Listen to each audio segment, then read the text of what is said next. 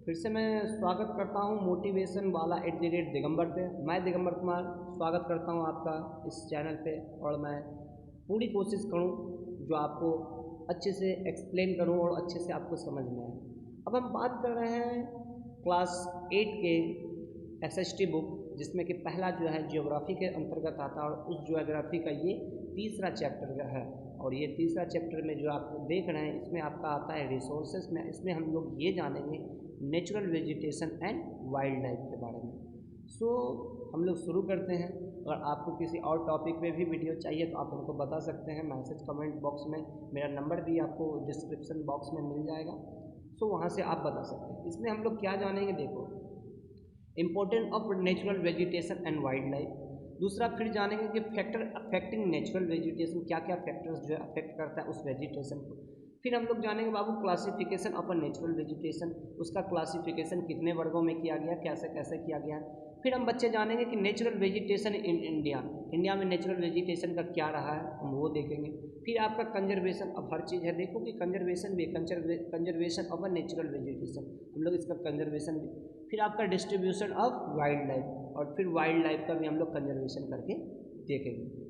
हम लोग इतना सब चीज़ इसमें देखेंगे। अब देखो जैसे कि आपका सेंचुरी क्या होता है कि a protected area for a wild animal, जंगली जानवर के लिए जो प्रोटेक्टेड एरिया होता है, जैसे कि कभी कभी किसी केस में ह्यूमन का भी जाना वहाँ वर्जित होता है, तो उस वाले एरिया को अपन लोग सेंचुरी बोलते हैं। फिर है क्या natural park, sorry national park. National park में क्या होता है कि an area secreted reserve for wild life. ये क्या होता है कि वो जो एरिया होता है वो वाइल्ड लाइफ के अंतर्गत होता है। फिर अपन लोग जानते हैं क्या है biosphere reserve, a hub of area where wild life is protected without changing the lifestyle of tribal people. कहने का क्या मतलब होता है, अब देखो क्या है ना कि हम लोग जैसे जो भी वेयर्स पहनते हैं जो भी, तो उधर का जो मतलब रीजनल लोग रहा है, या जो कि it means what I am trying to say tribals peoples, they have another type of activities. And वो मतलब पैसे के लिए वो लोग का देखो समझने वाला चीज़ है, वो लोग कभी पैसे के लिए नहीं, उन लोगों में ह्यूमैनिटी है, एकता है, नेचर को लेके प्यार है, वो नेचर को कभी हार्म नहीं करते। वो जंगल को ही अपना भगवान मानते हैं, जंगल को ही अपना घर मानते हैं, अच्छे से रहते हैं बच्चा। तो ये सब क्वालिटी है उसकी। अब देखो क्या कि wildlife refers to any living organism living and natural habitats. Wildlife का मतलब क्या होता है कि living organism and it natural habitats के अंतर्गत जो होता है। अब हम लोग जानेंगे पहला चीज़, अपन लोग इसका इंट्रोडक्शन देख लेते हैं कि natural vegetation and wild life are valuable natural resource, they exist in the biosphere, a place where the lithosphere, hydrosphere and atmosphere meet. कहने का क्या मतलब है कि उस वाले एरिया जो नेचुरल वेजिटेशन वाला एरिया है या वाइल्ड लाइफ का जो एरिया है, वो आप किसको कैसे बोल सकते हो, जो बायोस्फीयर के अंतर्गत आता है। वैसा चीज जो है वो लिथोस्फीयर हो, हाइड्रोस्फीयर हो एंड एटमोस्फीयर का जो एक एटमोस्फीयर है वहाँ आके मिलता है, उसी को ये माना गया है। अब देखो important of natural vegetation and life wild life, क्या है कि सब चीज़ है तो उसका इंपॉर्टेंस है, क्या इंपॉर्टेंस है अपन लोग ये जानेंगे। तो देखो यहाँ पे ये बताया गया है, एक मिनट बच्चा। तो इसमें ये बताया गया कि the importance of a natural vegetation and wild life is immense in the life of a human. Plant provide us with oxygen item and a daily use food in the form of cereals, pulses, sorry, cereal, pulses, vegetables, fruits, etc. Sorry to say बच्चा for that one, I just रोशनी आगे से आ रही, थोड़ा दिक्कत हो रही है होती है। तो देखो क्या होता है बच्चों कि यहाँ पे ये माना ये जाता है कि आपका जो नेचुरल वेजिटेशन हो या वाइल्ड लाइफ के लिए जो भी हो, इन सभी चीज़ों के लिए जो प्लांट जो प्रोवाइड कराता है आपको ऑक्सीजन भी प्लांट प्रोवाइड, एक मिनट बच्चों ज़्यादा हो गया, प्लांट जो ऑक्सीजन प्रोवाइड करता है आपका डेली फूड आइटम्स में, जैसे कि सीरियल पल्सेस हो गया, वेजिटेबल्स हो गया, फ्रूट्स हो गया, and all those things the plant is provide like a timbers, firewood, medicine. ये सब कहाँ से आता है, सब प्लांट से ही आता है ना। ये क्या होता है, ये फिर क्या करता है आपका कि beside a plant flax soil erosion, control global warming and present food prevent foods floods also, बाढ़ से भी आपको बचाता है। मतलब काफ़ी कुछ जो है natural vegetation and wild life आपके लिए उतना ही मायने रखता है, लेकिन हम लोग क्या करते हैं ना, उसको नुकसान पहुंचाते हैं। मैं तो ये नहीं कहूँगा बच्चों development is must be needed, but ऐसा डेवलपमेंट किस काम का जो कि नेचर को डिस्ट्रॉय करके फिर हम संकट में आ ही जाए। अगले आने वाले 10 साल मैं नहीं आऊँ, आप नहीं आओ, अपकमिंग जनरेशन वो अगर संकट झेले हम लोगों की वजह से, तो फिर क्या डेवलपमेंट और कैसा डेवलपमेंट। डेवलपमेंट जरूरी है, सभी चीज़ जरूरी है, लेकिन नेचर को ख्याल में रखते हुए बच्चों ये बातें भी ध्यान में रखना।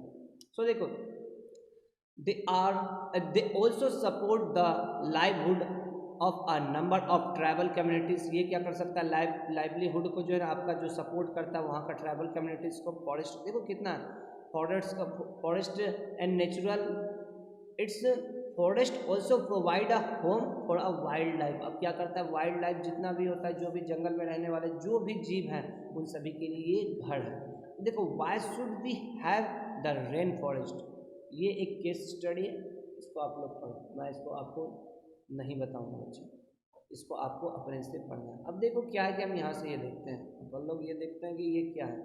अब देखो कि animal provide us with milk, meat, egg, honey, fur, further and hide. ये सारा चीज़ जो आपको एनिमल से मिलता है, लेकिन एनिमल्स को किधर से मिलता है, एज ए वाइल्ड लाइफ से, फॉरेस्ट से। तो फॉरेस्ट अपने लिए कितना जरूरी है ये अपने को नहीं पता, लेकिन उसको जो फॉरेस्ट में रहते हैं उनको अच्छे से पता है। एलिफेंट है, टाइगर है, lots of animals they lived in a jungle, not a jungle as a forest. जंगल तो हिंदी से लगे। तो देखो they are used for a lodging in a bits of burden dead of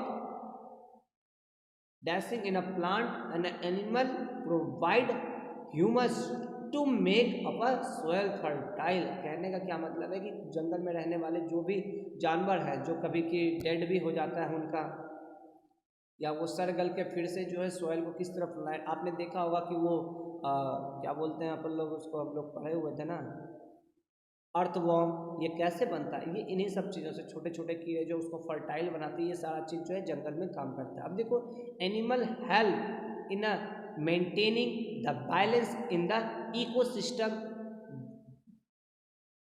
through food chain and a food web. कहने का क्या मतलब है कि ये जो है बैलेंस करता है क्या, अपना food web and food chain को ये बैलेंस करता है। The interaction between plant and animal with their environment is called a ecosystem. और इन सभी चीज़ों के बाद जो बनता है अपना इकोसिस्टम बनता है, ये सारा चीज़ जो फूड चेन बैलेंस करता है, जहाँ एनिमल्स होता है जो ह्यूमन के लाइफ के लिए जितना भी लाइफ फैक्टर जो भी मायने रखता है, ये सारा चीज़ जो इसके अंतर्गत आता है। अब देखो बच्चे क्या है कि फैक्टर अफेक्टिंग नेचुरल वेजिटेशन, क्या क्या फैक्टर है जो अफेक्ट करता है नेचुरल वेजिटेशन को। So natural vegetation refers to the original vegetation of any human interference.